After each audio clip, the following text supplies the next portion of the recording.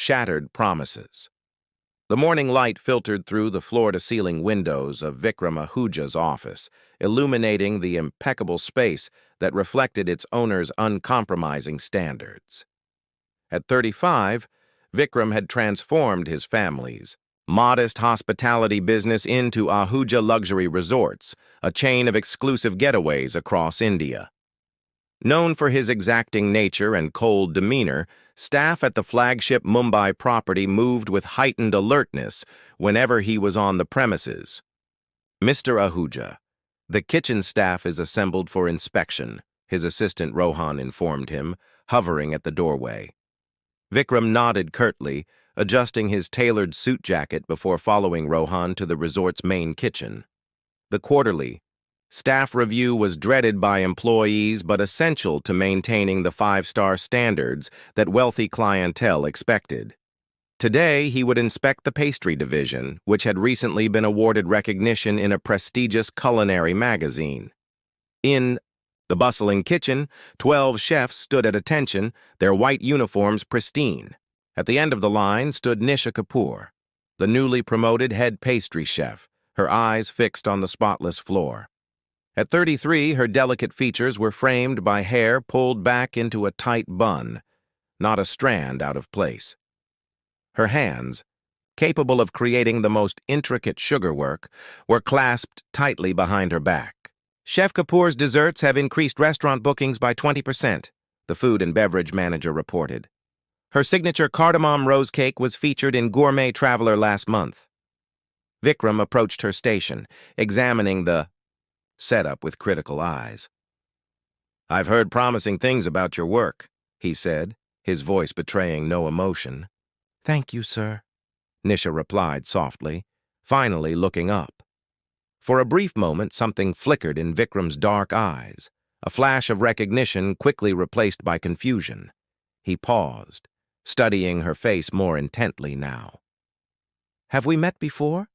"Chef Kapoor?"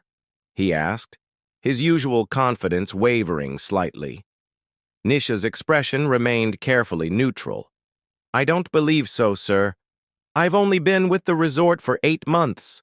The lie came easily to her lips. She had prepared for this moment for months, ever since discovering that Vikram had returned from London to personally oversee the Mumbai property. She had changed her surname after her marriage and subsequent divorce, and the years had matured her features. But she knew that eventually he would remember. "The charity gala is next weekend," Vikram continued, recovering his composure.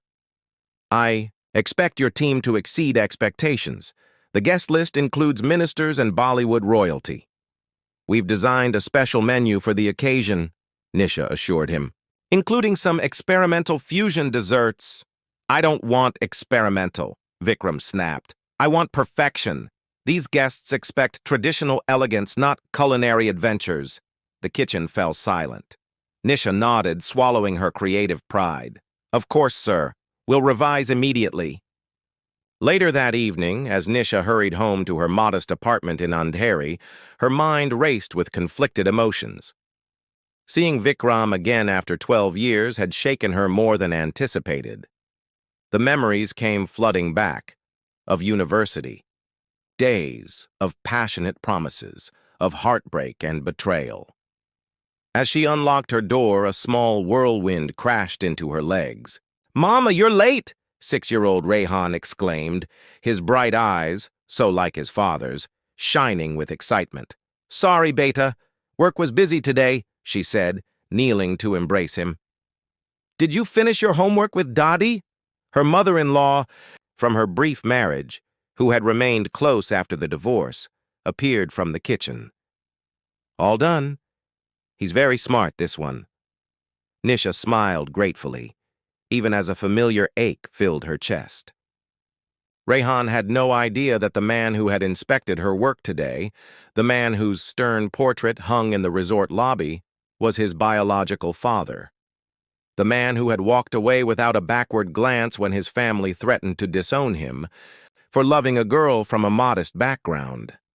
As she tucked Rehan into bed later, he asked innocently, "Mama, why don't I have a papa like my friends?"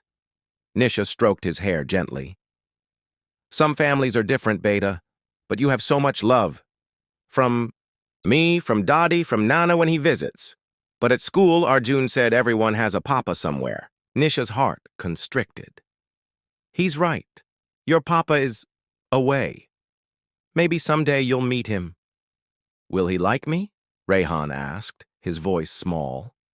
Anyone who knows you would love you instantly, she whispered, kissing his forehead and blinking back. Tears. That night, Nisha stared at her ceiling, remembering how Vikram had once promised her the world. Now, by cruel twist of fate, she worked for him, hiding in plain sight. She had taken the job out of necessity after her divorce, never expecting Vikram to return from London. The prestigious position had been a blessing for her career and Rehan's future. But seeing Vikram today confirmed what she had suspected. He had no idea about his son, and she wasn't sure if she wanted him to know. Bitter memories. The rain lashed against the windows of Nisha's apartment as she sorted through an old box she kept hidden in her closet. Inside lay remnants of a life abandoned, photographs of two young university students with bright smiles, handwritten letters on faded paper, and a small velvet box containing a silver promise ring. 12 years had passed, but the memories remained vivid as ever. Nisha and Vikram had met during their final year at Mumbai University, she studying culinary arts, he pursuing business management. Their connection had been immediate and profound. Vikram, despite coming from the prestigious Ahuja family, had been different then, warm, passionate, and unbound by family expectations. They had spent countless evenings discussing their dreams, her desire to revolutionize Indian desserts, his vision to expand his family's modest hotel business internationally. You'll make desserts, and I'll create beautiful spaces for people to enjoy them, he had once told her, his eyes filled with promise as they sat on Marine Drive watching the sunset. We'll build something extraordinary together. For nearly 2 years, they had kept their relationship discreet, knowing his traditional family might disapprove of her middle-class background. Nisha's parents had passed away when she was young, leaving her to be raised by her maternal uncle's family who had limited means but unlimited love. The memory that still stung most sharply was their final meeting. Vikram had arrived at their usual cafe, his face ashen. His father had discovered their relationship and presented him with an ultimatum: end things with Nisha or forfeit his inheritance and family connections essential to his business aspirations. My father has arranged for me to go to London next week, Vikram had explained, his voice hollow, to complete my MBA and then join my uncle's hotel business there. And us? Nisha had asked, already knowing the answer from his averted gaze. I can't give up everything I've worked for, Nisha. My family, they control everything. Without their support, I'll have nothing to offer you. I never asked for offerings, Vikram. Just your love. His silence had been answer enough. Within days, he had left for London without a proper goodbye. All her calls went unanswered, messages unreturned. It was as if Vikram Ahuja had erased her from his life with clinical precision. 2 months later, Nisha discovered she was pregnant. Desperate attempts to reach Vikram failed. His number disconnected, emails bounced back, and his family home's security turned her away. Pride prevented her from begging at his family's doorstep. Instead, she had faced her future alone, dropping out of her final semester to work full-time at a local bakery. Her culinary instructor, Pradeep Sharma, had become her unexpected savior, arranging freelance opportunities and eventually helping her complete her degree through evening classes. When Rehan was 3, Pradeep had introduced her to his nephew Aditya Kapoor, a kind man who fell in love with both Nisha and her son. Their marriage had been comfortable, if not passionate. Aditya had given Rehan his name and treated him as his own. But after 2 years, Aditya's software company transferred him permanently to Singapore. Unwilling to leave India and her support network, Nisha had chosen an amicable divorce, maintaining a warm relationship with Aditya's mother, who had grown attached to Rehan. Nisha was pulled from her memories by the sound of Rehan's footsteps. "Mama, what's that?" he asked, pointing to the photographs spread across her bed. Nisha quickly gathered them up. "Just some old pictures from university, Beta." "Is that you?" "You look different," he said, picking up a photo that had slipped from her. Grasp. His eyes widened with curiosity. "Who's that man with you?" Nisha gently took the photograph, showing her and Vikram laughing on a beach in Goa. "Just an old friend," she said softly. "He has eyes like mine," Rehan observed innocently. Nisha felt her heart stutter. "Many people have brown eyes, sweetheart. Now, time for bed. You have school tomorrow, and I have a big event at work." As she tucked him in, Nisha wondered what Vikram would do if he knew about Rehan. The boy who inherited not just his eyes, but his dimpled smile, his analytical mind, and even the way he furrowed his brow when concentrating. Would he even care? The Vikram she knew had disappeared long ago, replaced by the cold, calculating businessman who now signed her paychecks. The charity gala loomed just 3 days away, and with it, the inevitable extended interaction with a man who had once held her heart in his hands and had crushed it without remorse. Chance encounters. The grand ballroom of a Ahuja luxury resort. Mumbai glittered with opulence as Mumbai's elite gathered for the annual Children's Education Charity Gala. Crystal chandeliers cast a warm glow over silk-draped tables where politicians mingled with film stars and business tycoons. In the center of it all stood Vikram Ahuja, immaculate in a black tuxedo, playing the perfect host with practiced charm that never quite reached his eyes. Behind the scenes, Nisha directed her team, with calm efficiency, arranging the final details on 500 individual dessert plates. Her signature creation, golden cardamom mousse domes with rose-scented centers, had been approved by management after she adjusted the presentation to suit Vikram's traditional preferences. "Chef Kapoor, they're requesting the dessert service. Now," a server informed her nervously. Nisha nodded, making a final inspection. "Remember, each plate must be placed from the right. Description given clearly. These guests expect perfection." As her team filed out with the first trays, Nisha supervised from the service entrance. Across the room, she caught Vikram watching the guests' reactions to the desserts, his expression unreadable. For a moment, their eyes met, and Nisha quickly looked away, busying herself with adjusting a server's tray. The desserts were being received with appreciative murmurs when disaster struck. A young server, new to the team, tripped on an unseen fold in the carpet. The tray tipped, sending 3 desserts flying directly toward a prominent minister's wife in her cream silk sari. Nisha lunged forward but was too late. Golden mousse and rose syrup splattered across expensive fabric. The ballroom fell silent. The minister's wife gasped in shock while her husband rose to his feet, face darkening with anger. Nisha immediately stepped forward. "Madam, I am so deeply sorry. Please allow us to—" "What is happening here?" Vikram's cold voice cut through, the tension as he appeared beside them. His eyes flicked from the stained garment to Nisha, then to the mortified young server who stood frozen in horror. "Mr. Ahuja, it was an accident," Nisha explained quickly. "The carpet—" "Unacceptable," Vikram interrupted, his voice lowered but edged with steel. "Mrs. Malhotra, please accept my sincere apologies. The resort will cover all cleaning or replacement costs for your beautiful sari."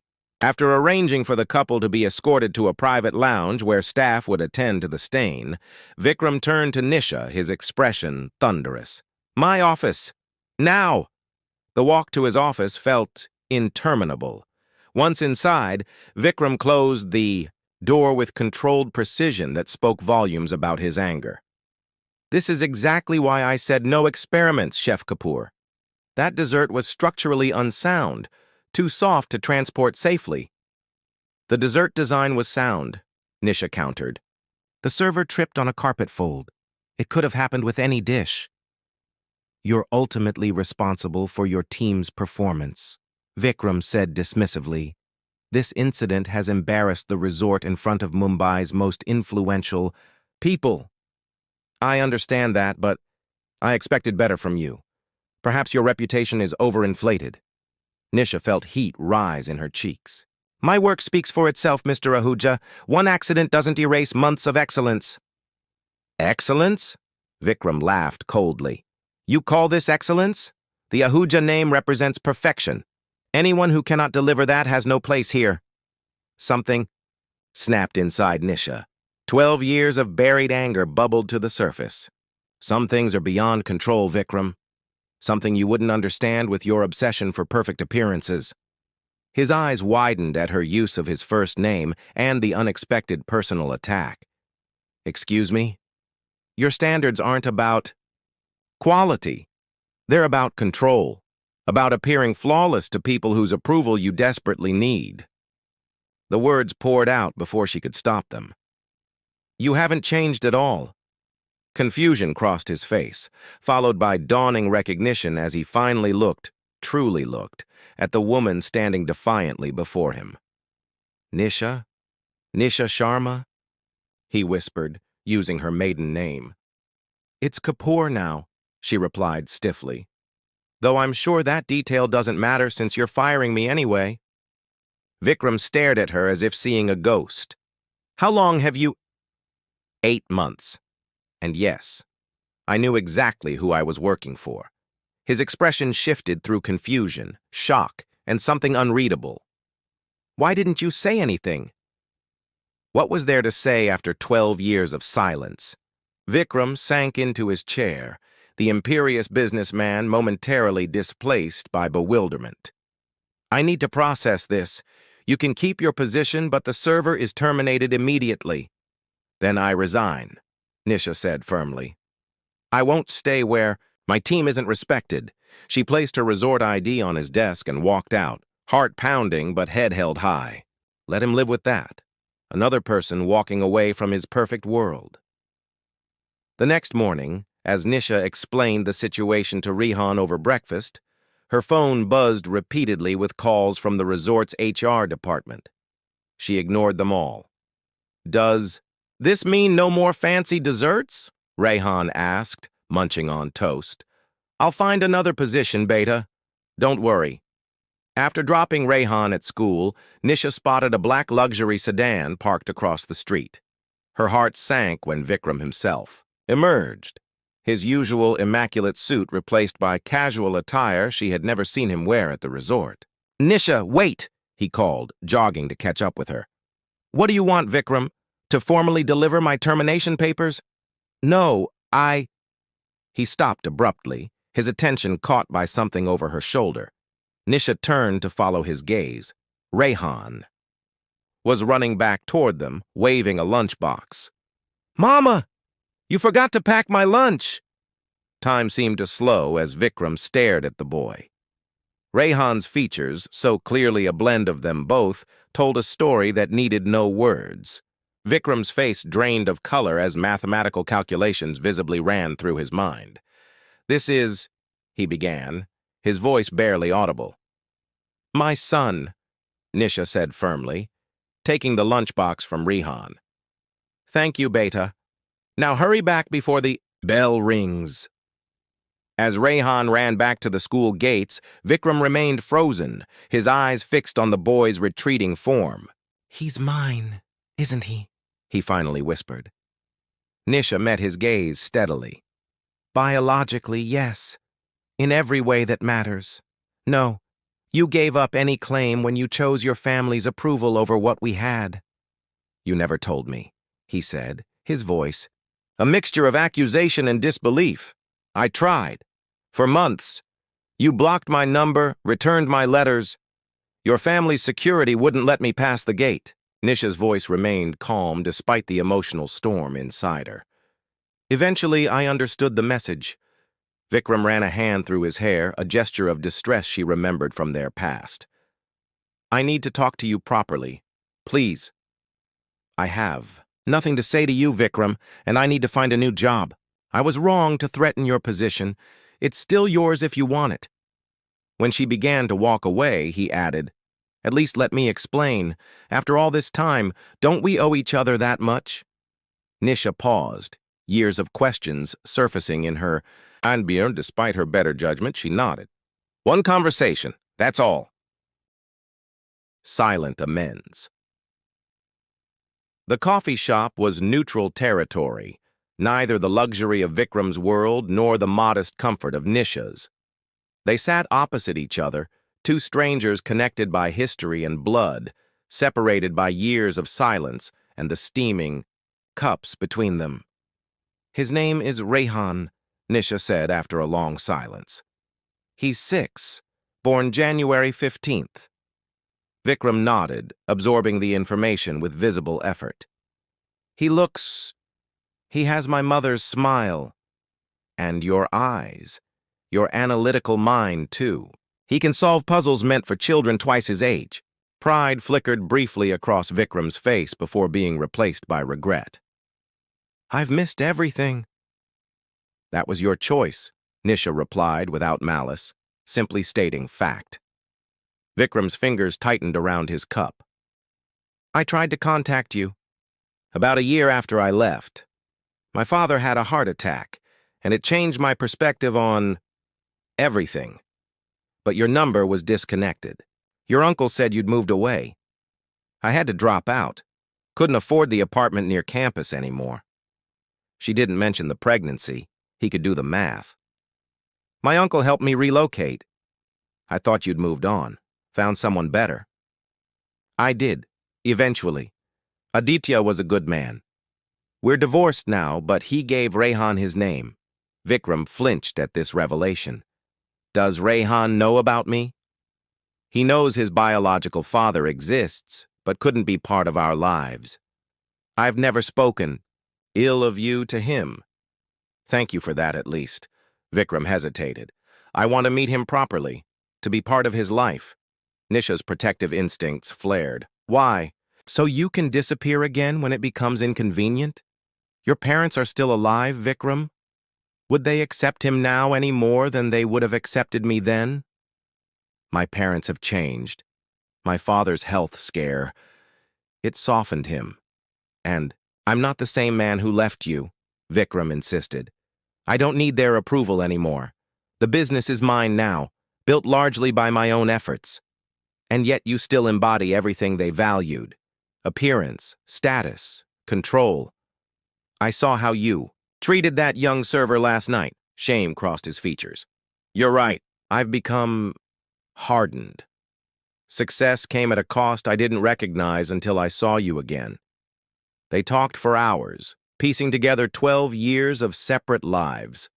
Vikram described his lonely rise through the business world, his loveless engagement, and subsequent broken engagement to a family friend, his gradual estrangement from his parents despite following their path. Nisha shared stories of her struggles as a single mother, her culinary journey, her brief marriage to Aditya. "I won't disrupt Rehan's life," Vikram finally said. "But I would like a chance to know him. On your terms. At your pace." Nisha studied. The man before her, still recognizable as the boy she had loved, yet fundamentally altered by time and choice. "I need to think about it. Rehan's happiness comes first." "Of course. And your job."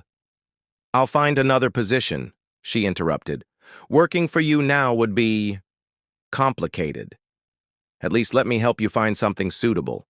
I have contacts throughout the industry." "I don't want your charity, Vikram.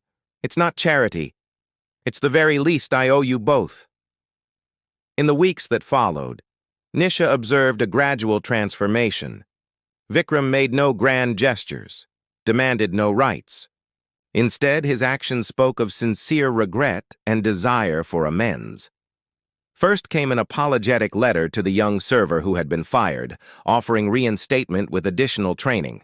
Then, recommendations to 3 prestigious restaurants, seeking a head pastry chef, all of which contacted Nisha for interviews. When she accepted a position at a boutique hotel in Bandra, significantly closer to home than the Ahuja resort, Vikram respected her decision without interference. Most surprising was the day Rehan came home from school, bubbling with excitement, about a new after-school chess program, his favorite game. The instructor, he explained, was a kind older gentleman who had taught his own grandson to play. It took Nisha 2 weeks to discover this instructor was Vikram's father, who had agreed to his son's request to connect with his grandson discreetly. "He doesn't know I'm his grandfather," Mr. Ahuja explained when Nisha confronted him at the school. "Vikram thought it better this way, letting Rehan get comfortable with us as people first, not relatives with expectations." The old man's eyes were kind, his manner respectful. "My son made a terrible mistake years ago. We both did. If you want me to stop the chess lessons, I understand." Nisha, seeing the genuine affection in the elderly man's eyes when he spoke of Rehan, couldn't bring herself to sever this tentative connection. "He loves chess," she said finally. "He can continue." Gradually, Vikram himself began appearing at the periphery of their lives.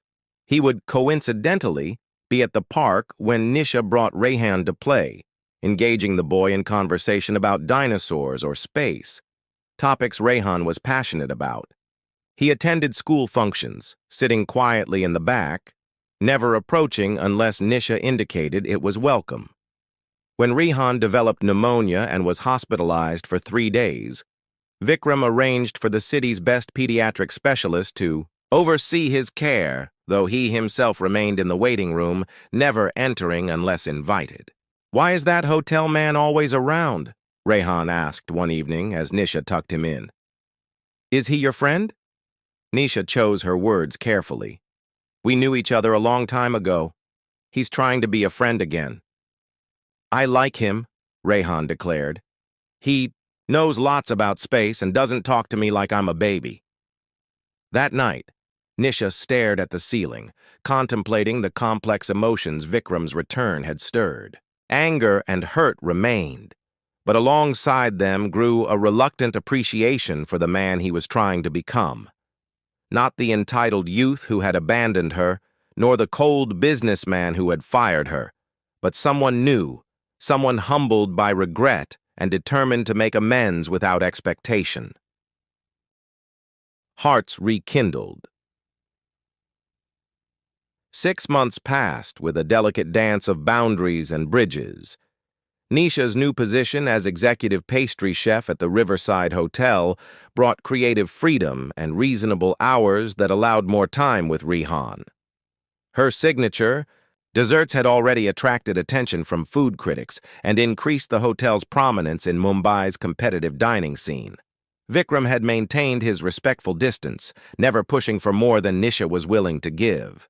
Their interactions had evolved from tense encounters to cautious cooperation to something approaching friendship. The bitterness that had initially colored their reunion gradually softened into understanding. On a warm Saturday afternoon, Nisha arrived at the city's largest bookstore where Vikram had arranged a special event for Rehan's 7th birthday, a private session with a renowned children's science author whom Rehan admired. The boy's face had lit up with pure joy when his literary hero personally inscribed a book for him and spent an hour answering his endless questions about black holes and exoplanets. "Thank you for arranging this," Nisha said as they watched Rehan, exploring the science section afterward, clutching his signed book to his chest. It was thoughtful. "He's extraordinary," Vikram replied, his eyes following the boy with undisguised pride. "His curiosity reminds me of you, how you used to experiment with flavors no one else would consider combining." Nisha smiled at the memory. "You were my willing guinea pig. You even pretended to like that disastrous saffron chocolate mousse." "I wasn't pretending," Vikram protested with a laugh. "It was interesting." Their shared laughter felt like stepping through a door long closed into a room still furnished with memories of easier times. For a moment, they were just Nisha and Vikram again, not exes with complicated history. The moment was interrupted when Rehan bounded over, his eyes bright with excitement. "Can we get ice cream before going home? Please, Mama!" As they walked to a nearby ice cream parlor, Rehan naturally took both their hands, swinging between them. The simple gesture, so normal for a child, so profound for the adults, caught them both by surprise. For those few minutes, they were a picture of what might have been, what perhaps still could be. Over ice cream, Rehan peppered Vikram with questions about his hotels. "Do you have a swimming pool in everyone? Can people order ice cream for breakfast if they want? How tall is the tallest one?" Vikram answered each question with patient detail. Watching them together, Nisha could no longer deny the connection forming between father and son, even if Rehan didn't yet know the full truth of their relationship. Later that evening, after Rehan had fallen asleep surrounded by his new books, Vikram and Nisha sat on her small balcony overlooking the city lights. "I think it's time to tell him," Nisha said quietly, "about you being his father." Vikram's eyes widened with surprise. "Are you sure?" "He's asking more questions about his real dad. I don't want to lie to him anymore." She turned to face him, directly. "But I need to know you're committed to this, Vikram, that you won't disappear from his life when things get difficult or when your parents object." "My parents have already fallen in love with him through the chess lessons," Vikram assured her. "My father actually asked last week when I was going to fix things with that remarkable woman." "I think he meant you." Nisha raised an eyebrow. "The same man who thought I wasn't good enough for his son 12 years ago? The same man who now admits that was the greatest mistake of his life." Vikram's expression grew serious. "As for me, I'm not going anywhere, Nisha. Not unless you tell me to go." "How can I be sure? You've built a life around control and appearances. Rehan and I are messy, unpredictable. We don't fit into the perfect image of Ahuja luxury." Vikram was quiet for a moment. "Do you know why I've been so controlling? So obsessed with perfection?" When she shook her head, he continued, "Because I made the biggest mistake of my life when I left you. Everything since then has been an attempt to prove it wasn't in vain, that sacrificing our future was somehow worth it." He ran a hand through his hair, a gesture from their university days that softened his polished exterior. "But seeing you, again, meeting Rehan, I realize nothing I've built compares to what I gave up. The resorts, the accolades, they're hollow achievements. You've accomplished incredible things, Vikram. Don't diminish that." "I'm not. I'm just saying success feels different now. Before seeing you again, I measured it by my father's standards. Acquisitions, expansions, awards. Now," he glanced toward Rehan's bedroom, "now I measure it by the look in his eyes when he learns something new. By whether you can look at me without hurt in your eyes." Nisha felt something shift within her. Not forgiveness exactly, but a willingness to consider a new beginning. "It won't be easy. We've both changed." "I'm counting on that," Vikram said softly. "The people we were couldn't have made this work. Maybe the people we've become can." 2 weeks later, they sat Rehan down together and gently explained the truth. The boy's initial confusion gave way to a cascade of questions, some easy to answer, others painfully difficult. Why hadn't Vikram been there? Why had he come back now? Would he leave again? "I made a mistake," Vikram told him simply. "The biggest mistake of my life was not being there for you and your mother. I can't change the past, but I'm asking for a chance to be part of your future, if you want that." Rehan had considered this with the same serious expression he wore when solving complex puzzles. "Can I think about it?" "Of course," they both assured him. 3 days later, Rehan announced his decision over dinner. "I think I'd like to try having a father," he said with characteristic directness. "But I have conditions." Nisha hid her smile as Vikram leaned forward attentively. "I'm listening." "First, you can't make Mama sad again. Second, you have to teach me to swim properly. The instructor at school isn't very good. Third, we need to visit one of your hotels with the really big swimming pools. And fourth, he paused dramatically. You have to try all of Mama's experimental desserts, even the weird ones. Vikram solemnly extended his hand to shake on these terms. I accept all conditions. The journey that followed wasn't without complications. Integrating Vikram into their established routines required patience and compromise from everyone. There were awkward family gatherings with the elder Ahujas who worked diligently to make amends for past prejudices. There were moments of tension when Vikram's protective instincts clashed with Nisha's established parenting style. But there were beautiful moments, too. Rehan's first swim in the Olympic-sized pool at the Ahuja Resort in Goa, family dinners where 3 generations shared stories and laughter, quiet evenings when Vikram and Nisha rediscovered their connection not as the idealistic youngsters they had been, but as adults who had lived, lost, and learned. 1 year after their reunion, Vikram proposed, not with grand gestures or public displays, but on a quiet evening at home while helping Rehan with a science project. We're already a family in all the ways that matter, he said, offering her not a diamond ring but the tarnished silver promise ring he had given her at university. This belongs to you. It always has. Nisha took the ring, feeling its familiar weight. You kept this all these years? It was my reminder of what matters most, of the promise I broke and hope to keep now. Rehan looked between them curiously. Does this mean you're getting married? Nisha studied Vikram's face, no longer the cold mask of the businessman nor the carefree visage of the boy she had loved, but something richer, deeper, shaped by regret and redemption. She slipped the ring onto her finger where it had once resided. Yes, she said simply. It means we're all choosing each other. Later that night, as Rehan slept peacefully, secure in the knowledge of being deeply loved, Nisha and Vikram stood on the balcony overlooking the city that had witnessed their separation and reunion. Do you think people really get second chances? Nisha asked, leaning against his shoulder. Vikram wrapped an arm around her waist, his eyes on the horizon where dawn would eventually break. I think life offers us endless chances. The question is whether we're brave enough to take them. As the city lights twinkled below them like earthbound stars, they stood together.